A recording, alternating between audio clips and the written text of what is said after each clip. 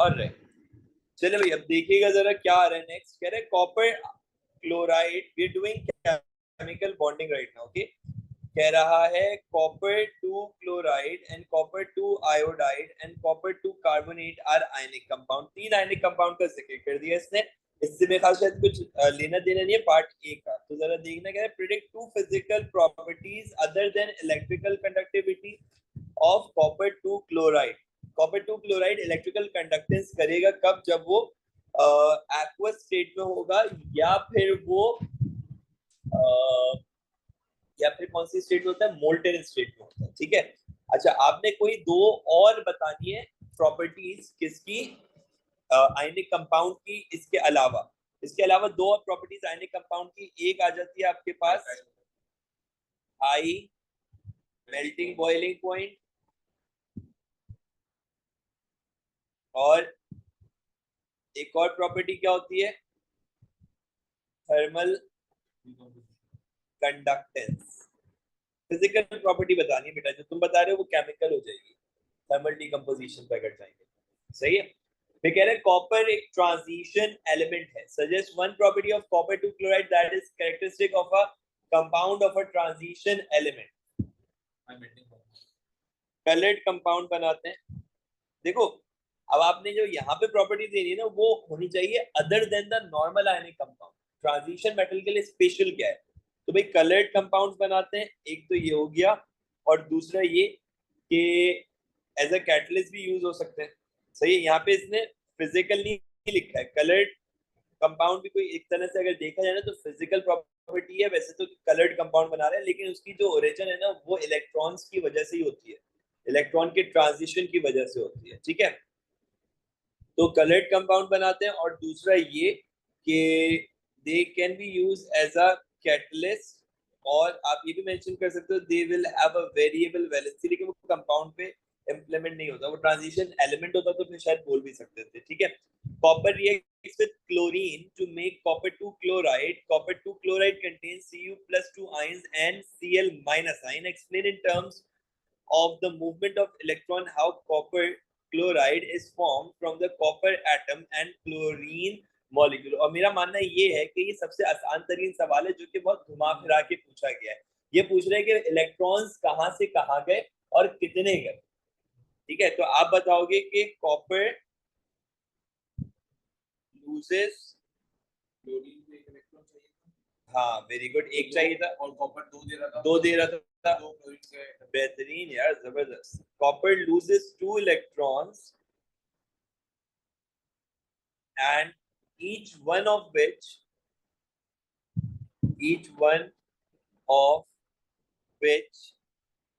is gained by, किसने gain किया, is gained by two separate chlorine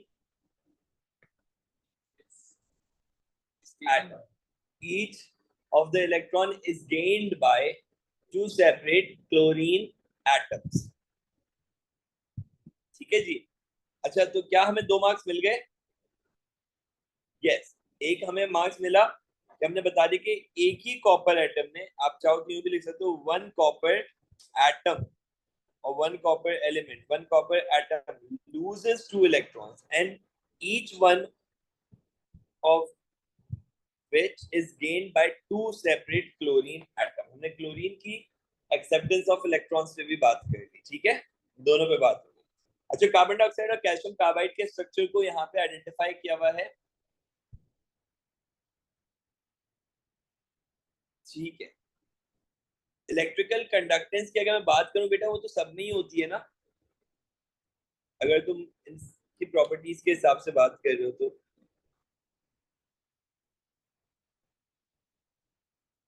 yes, carbon dioxide एक covalent structure है, और कैल्शियम कार्बाइड एक आयनिक स्ट्रक्चर है, सही है।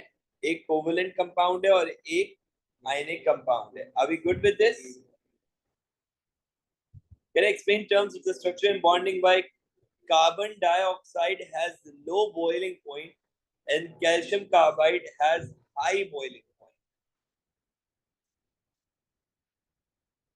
Okay very good. तो हम लोग यहीं से स्टार्ट करेंगे। हम बोलेंगे कि भाई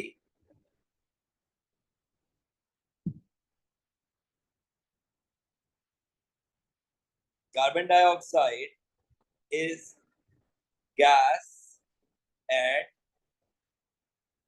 room temperature. It is a covalent compound. It is a covalent compound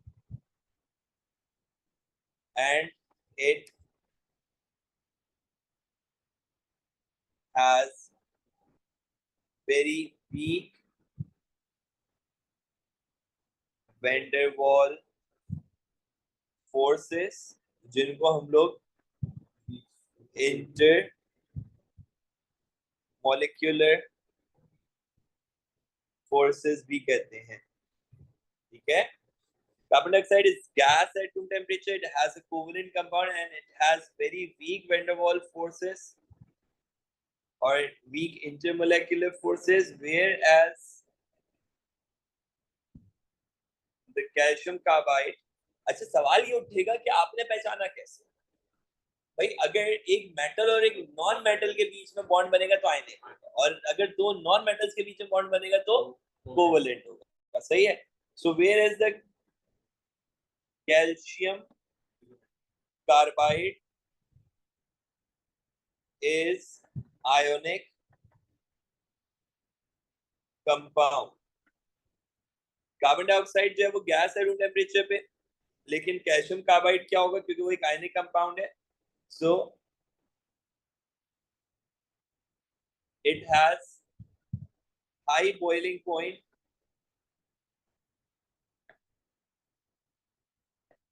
क्योंकि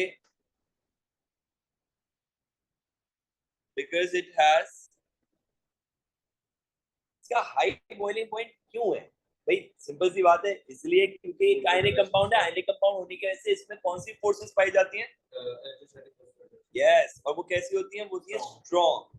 it has strong electrostatic forces of attraction.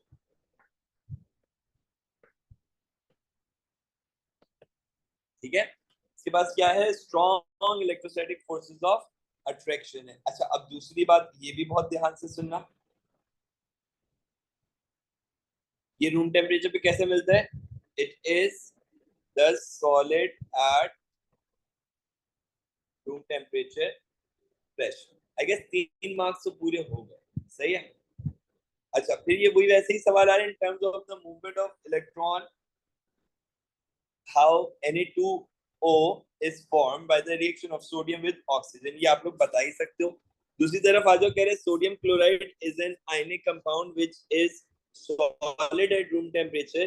It is soluble in water. Suggests one other physical property of sodium chloride। Ionic compound की properties अभी आपने अच्छी खासी बताई हैं।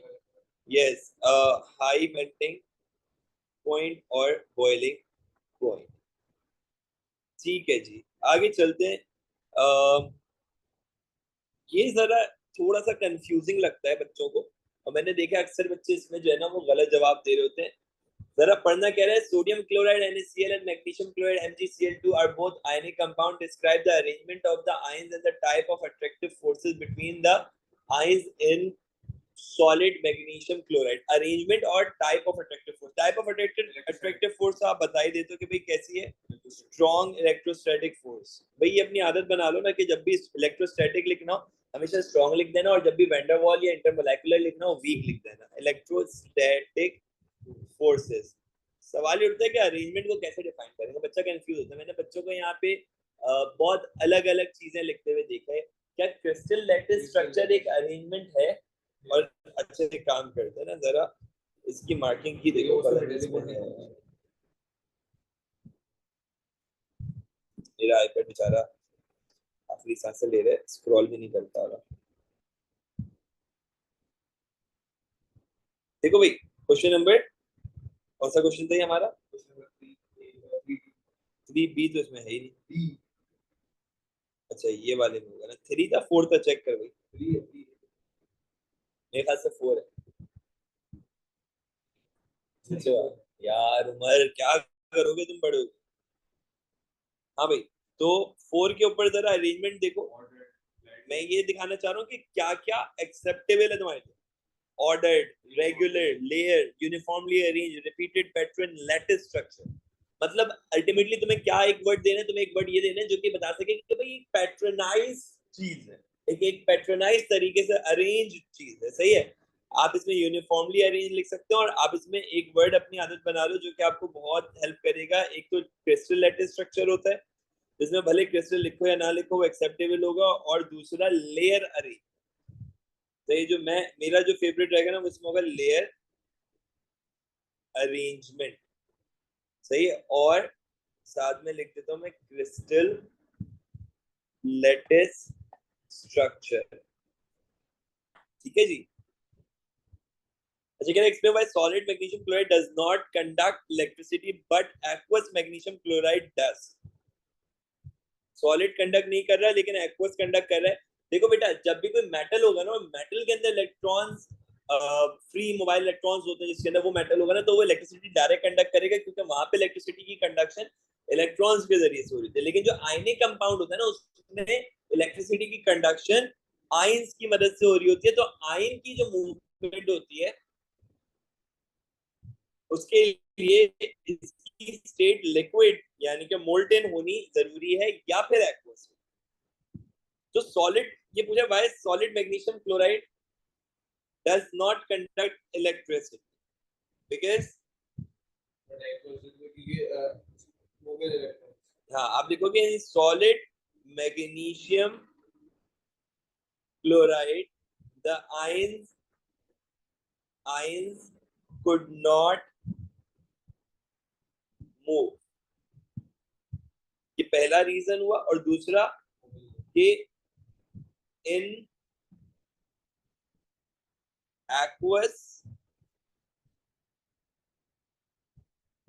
ये कहाँ अटक गया भाई, इन aqueous magnesium chloride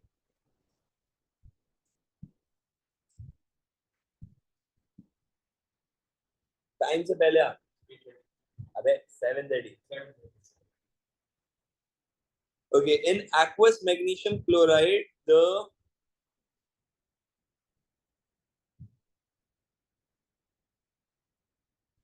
the ions are movable। और आप लिख दोगे which conduct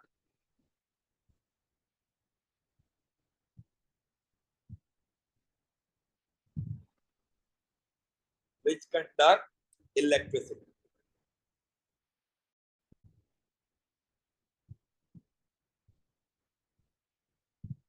ठीक है जी। अगला पार्ट देखो, कह रहे state the electronic configuration of magnesium ion end of a chloride ion. यार ये तो तुम लोग भी कर सकते हो। आयन की बात कर रहे हैं यहाँ पे। मैंने अक्सर बच्चों को डायरेक्ट मैग्नीशियम की इलेक्ट्रॉनिक कॉन्फ़िगरेशन लिखते हुए देखा है। मैग्नीशियम का नंबर होता है 12।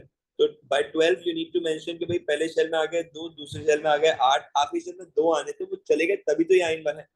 और क्लोराइड के अंदर क्या आ जाएगा, ये भी आयन है। पहले शेल में 2 आ जाएंगे, दूसरे शेल में 8 आएंगे, और तीसरे शेल में 7 आने चाहिए थे, लेकिन क्योंकि इसने एक इलेक्ट्रॉन गेन कर लिया तो ये भी क्या हो गए, ये भी हो गया आपके पास 8।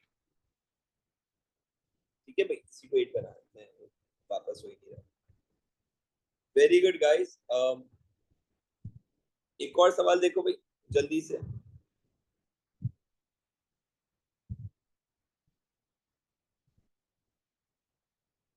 थोड़ा सा अलग वो देख लेते हैं। मेरे ख्याल से वैसे तो बाकी वैसे ही आ रहे हैं, बस एक डॉट एंड क्रॉस वाला देख लो। सोडियम ऑक्साइड का डॉट एंड क्रॉस बना रहे हैं। सोडियम के आउटर मोस्ट शेल में,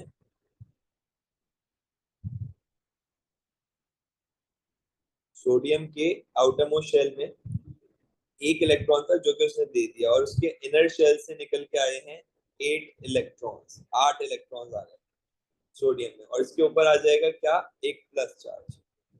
सही। ऐसे 2 सोडियम लगे हुए और साथ में लगा हुआ है ऑक्सीजन। एक ऑक्सीजन जिसने क्या किया है, सोडियम के वो 2 इलेक्ट्रॉन्स गेन कर लिए हैं। तो ऑक्सीजन के अपने इलेक्ट्रॉन्स हम लोग क्रॉस से शो कर रहे हैं लाइक दिस, ठीक है, this would be the last part. अब मुझे बताओ बच्चों कि क्या यहाँ तक की सारी चीजें आयनिक कंपाउंड्स के हवाले से, आयनिक बॉन्डिंग के हवाले से क्लियर है? इसमें कोई सवाल, कोई चीज जो अनक्लियर रही हो, जो समझ में ना आई हो, वो बता दो प्लीज।